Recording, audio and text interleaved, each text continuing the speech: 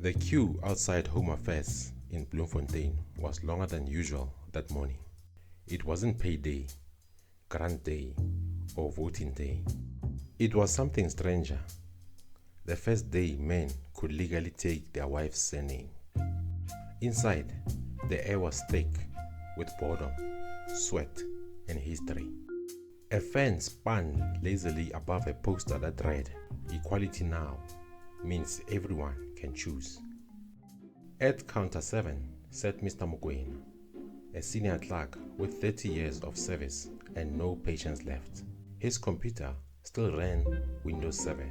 He'd survived ministers, policy changes, and biometric rollouts, but nothing had prepared him for Koos Dlamini.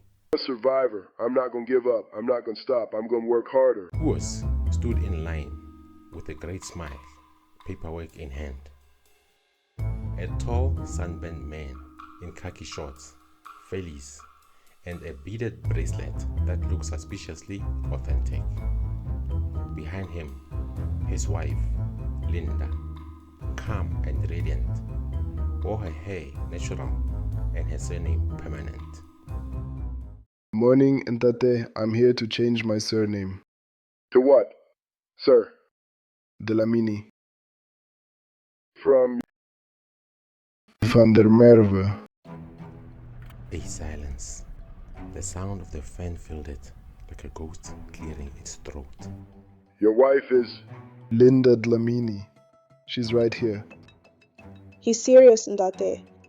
Mokoena stared at them for a long moment, then leaned back in his chair.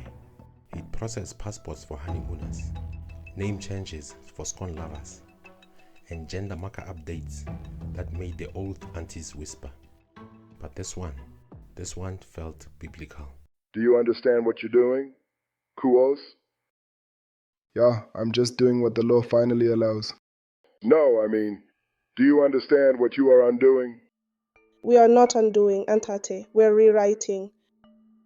Koos looked puzzled. Linda took his hand. Mokoena exhaled slowly. He looked at his screen. The screen had a drop-down menu. Change of surname, marriage. But the logic still assumed female to male. He clicked anyway. The cursor blinked, like a heartbeat waiting for permission. For the first time in his career, Mokoena typed a line that made a computer hesitate, literally. The screen flickered, froze, then accepted it.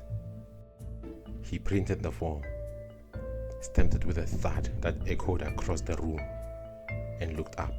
Congratulations, Mr. Dlamini. Linda smiled. Koos looked oddly emotional. Somewhere in the room, a baby laughed. As they left, Mokoena sat back, staring at the stamped form like an artifact. He whispered to himself, Koos Dlamini, never thought I'd see the day. He didn't notice the next man stepping forward. A black guy with a mohawk and a hoodie. Morning, Tate. I'm here to change my name too. To what? Koos Dlamini. That morning, Bloemfontein birthed a new citizen.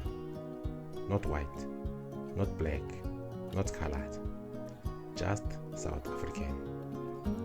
The database did not crash. The world didn't end.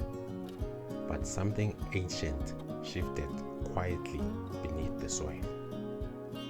For the first time in history, a name lost its color.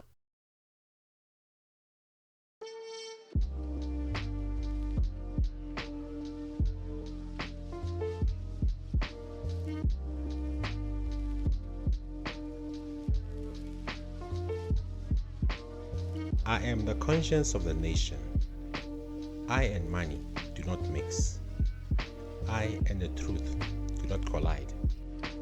Inside me, the spirit of resistance never diminishes. I am a qualified graduate from the University of Wisdom. I am the thinking tank, not from the jumbled sail of wrong ideas. Who among you can understand my inner voice of reason? Who can interpret my prophetic software, pre-installed and not for sale? Advantageously, I am remote controlled by something higher than man. Therefore, I cannot be destroyed by human-made designs.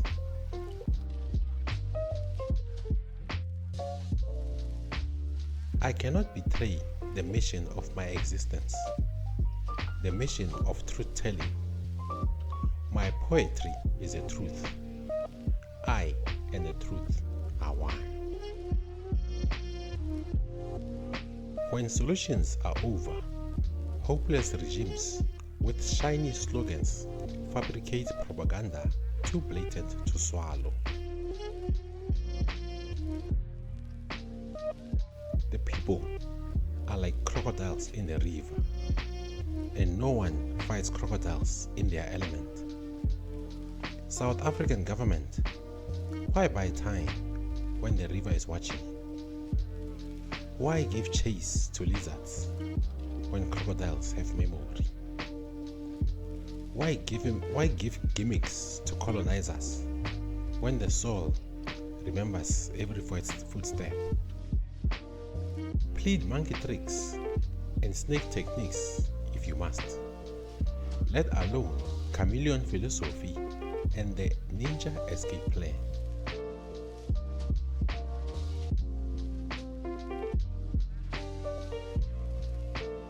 Nevertheless, I am here.